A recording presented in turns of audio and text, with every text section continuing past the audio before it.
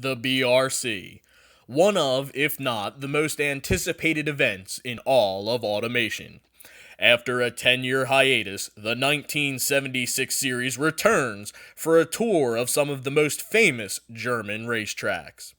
The high speeds of Hockenheim, the legendary Eau Rouge at Spa, and the storied and treacherous trot through the never-ending forest of the Nürburgring, or as Jackie Stewart described it years ago, Green Hell, will all be featured in the coming 8 races of this iteration of the BRC.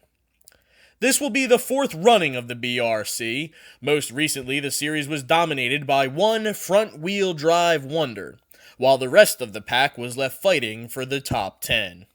In what was the biggest field to ever enter the BRC, automakers from across the globe all assembled in Britain to put on a showcase of engineering prowess. Behind first place, an all-out war ensued for each and every point available in the championship standings. There were one-hit wonders. There were consistent contenders. There were those that were cursed with accidents and malfunctions. And then there were those whom the racing gods smiled down upon.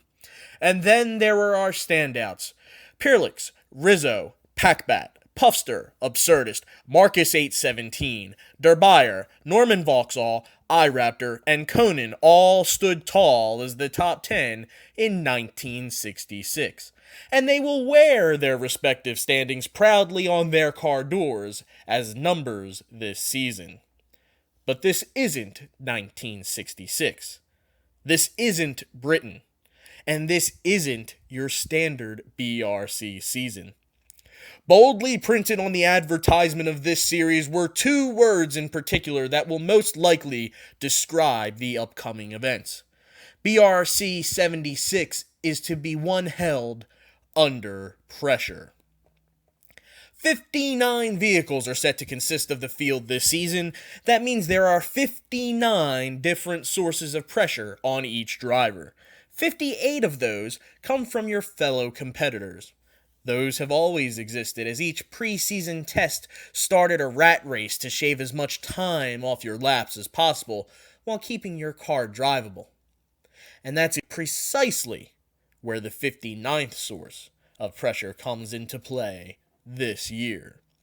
For the first time, driver fatigue and how difficult it is to wrangle each car around a track will directly affect performance, and not just in lap times. Now cars tuned on a knife's edge of stability will wear on a driver. Increased risk of errors and crashes will bounce around each driver's head as a race carries on. Not to mention, screaming engines, squealing tires, and rumbling exhausts will not be the only sound to emanate from the racing circuits this year. The whistle of turbochargers will pierce the ears of spectators for the first time in the BRC's history. This has led to a whole new realm of design choices and mechanical decision-making, as forced induction has now become a double-edged sword of increased power and increased fuel consumption. The 20-kilometer laps of Green Hell will certainly determine just how much fuel these teams can afford to burn. Many questions still persist as we count down the hours and the minutes until the first race, but that will all soon change as we are set to count the first lap in the BRC 76 season at one of the most notorious locations in all of motorsports, the Nürburgring. Luckily, for our drivers, the first race is set to occur on the Bettenschleife, one of the least well-known parts of the original Nürburgring. This small loop around the pits was used as a warm-up track before the cars of yesteryear took to the combined historic tracks of the Nordschleife and the Südschleife. This year, the circuit again will be used as a warm-up as drivers, engineers, and car owners get their first taste of the 1976 BRC season. However, this warm-up track counts for points, and the drivers will have to get comfortable quickly if they wish to be in the running for the championship when the season concludes right where it began. In less than 24 hours, it will all begin to unfold. From Bettenschleife to Nordschleife and everything in between, BRC 76 is coming to you live, and we're here to cover it all.